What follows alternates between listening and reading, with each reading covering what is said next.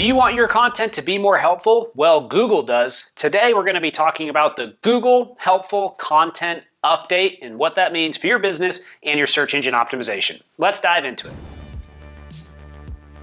Before we get started, make sure to subscribe and click the notification bell so that you can get more videos like this in the future.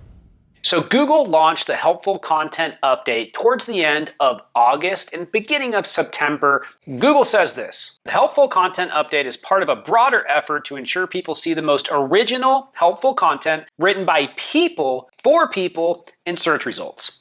Written by people for people. What do you think that means? Well, probably that they're sick of all the machine-generated content out there, right? You probably are as well. Here are the questions that Google wants you to ask yourself about your content. Let's dive into it. First, do you have an existing or intended audience for your business or site that would find the content useful if they came directly to you? Next, does your content clearly demonstrate firsthand expertise and a depth of knowledge? For example, expertise that comes from having actually used a product or service or visiting a place. Next, does your site have a primary purpose or focus? Think about that. You need to stay within your niche, right? Next, after reading your content, will someone leave feeling they have learned enough about the topic to help achieve their goal? That's interesting. They're not interested in people coming to your site and learning and then going to another site and another site. They want to feel like they came to your site and they got everything they were looking for. Next, will someone reading your content leave feeling like they have had a satisfying experience? And finally, are you keeping in mind our guidance for core updates and product reviews? Interesting, right? Now then they go on to say that this actually doesn't invalidate creating content that follows SEO best practices at the same time. But then they say that content only created for search engines is highly correlated with unsatisfactory responses to content quality. So how do you really properly evaluate that? Well, good news, I got the answer right now. Let's look at it. First, ask yourself, is the content primarily to attract people from search engines rather than made for humans? Next, are you producing lots of content on different topics in hopes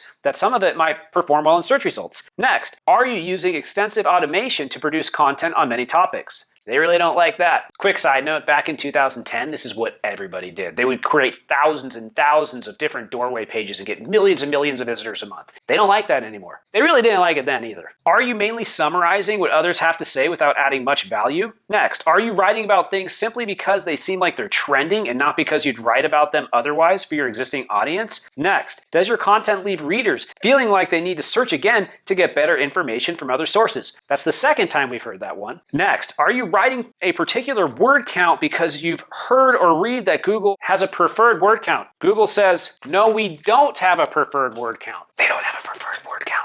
Next, did you decide to enter some niche topic area without any real expertise, but instead mainly because you thought you'd get search traffic?